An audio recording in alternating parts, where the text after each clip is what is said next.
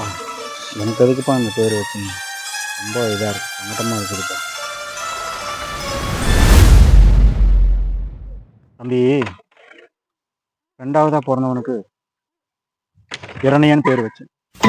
மூணாவதாக பிறந்தவனுக்கு முத்துன்னு பேர் வச்சேன். நாலாவதாக பிறந்தவனுக்கு நாகராஜ சோழன்னு பேர் வச்சேன்.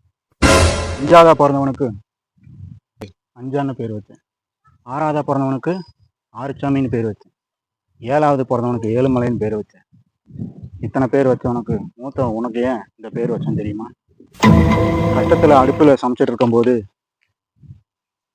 நீ பிறந்ததுக்கப்புறம் கேஸ் அடுப்புக்கு மாறணும். அதுக்கப்புறம்தான் உனக்கு இந்த பேர் வைக்கணும்னு நாங்கள் முடிவு பண்ணோம். அதான் உனக்கு பேர், இந்த பேர் கோடியில் ஒருத்தனுக்கு தாண்டா வைப்பாங்க. நீ கோடியில் ஒருத்தன்டா.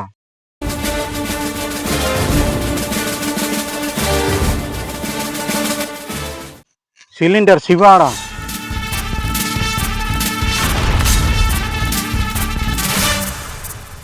உன்னை நினைச்ச பூரிக்கு